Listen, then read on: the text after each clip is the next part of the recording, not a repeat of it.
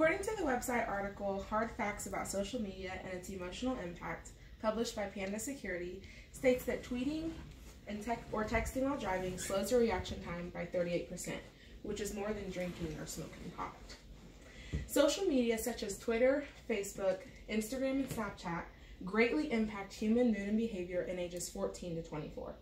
What if I told you that the effects of decreasing your time on the phone could impact something so important, such as your sleeping at night? Today, I'll be presenting factual evidence that should persuade you to get off of social media, or at the very least, limit your time on it. Firstly, I will be explaining the impact of social media that it has on teenagers and adults' mood and behavior. Then I'll be explaining what we can do to change this. You can pass that around. Social media and text messages are promoting anxiety, as well as lowering self-esteem in adolescents ranging from ages 14 to 24. According to Young Health Movement, published by Royal Society for Public Health, or RSPH, in a survey conducted by Shirley Kramer, chief executive for RSPH, explained that 1 in 6 young people deal with anxiety, and 4 out of 5 say social media makes it worse. According to Pew Research Center, 73% of teens have smartphones. A psychology professor did a study that teens who spend more than 5 hours a day online have a 71% chance of suicide, compared to teens who spend just 1 hour a day online. Social media can improve mental health for some people. Alina Meir and Caroline Nova, in an article, Social Media in Adolescents and Young Adults' Mental Health, explain that Facebook makes well-adjusted children feel better and boost their confidence. Also, it can benefit adolescents by allowing them to enhance communication skills and connect socially through making new friends, exchanging ideas, developing new interests, and experiments with forms of self-expression.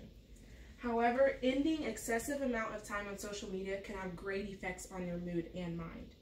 Rachel Emke, in her article, How Using Social Media Affects Teenagers, explained in a survey that was conducted by Dr. Donna Wick that social media can create indirect communication. A clinical psychologist, Dr. Catherine Steiner, explained, and I quote, "There's no question kids are missing out on very critical social skills.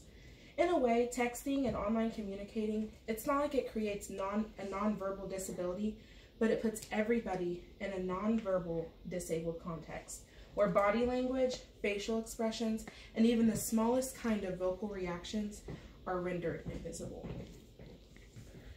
A positive effect of ending time on social media, it can also allow individuals to sleep better and reprioritize their interactions with friends and family. Lisa Laporte, a CEO who works with technology and advertising companies, in an article, 4 Benefits of Taking a Break from Social Media, explained that it can cause adolescents to reconnect with the real world. It can also give them valuable free time, improve their health, and create privacy control.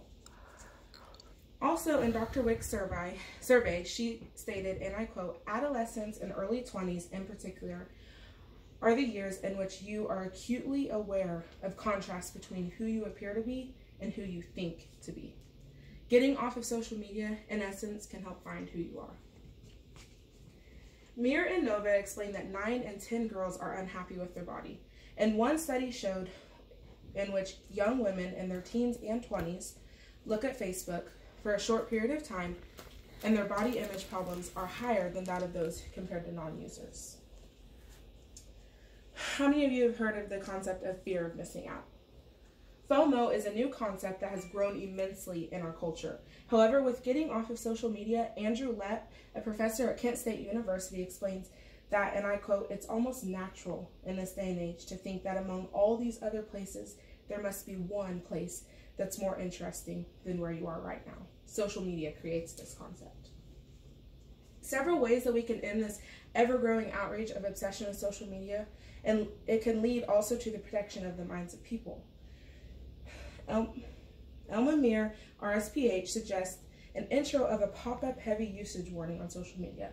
Basically, this pop-up, you would be on social media scrolling, and then there would be a little thing that pops up and gives you your usage warning. It tracks usage, and it provides you the amount that you spent on social media.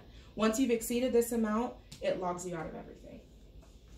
Statistics also show that 7 in 10 young people support this pop-up usage. Our young people want out of social media. Secondly, a couple of key things that we can do if one believes they are using social media too much is set a time to be social and help eliminate stress from constant interruptions. Also, some other ways is we could disable automatic app updates, delete Facebook friends, and check your privacy settings. Also, some other ways are by turning off notifications for a few hours a day. Put your phones on airplane or do not disturb mode, and then set boundaries when you can go and check your notifications. Today we have reviewed the benefits to social media, but in the end, the stark realities of what it can do to people and what we can do to help stop the outrage of social media. The steps we have to stop the excessive amount of time spent on social media can affect our minds and mood in the later years of our life. In conclusion, I urge you today to take a step back, step away from your phone, and realize the beauty around you. Oftentimes we get so caught up at looking at the posts and pictures of nature, we forget that we are surrounded by it. Enjoy the moment.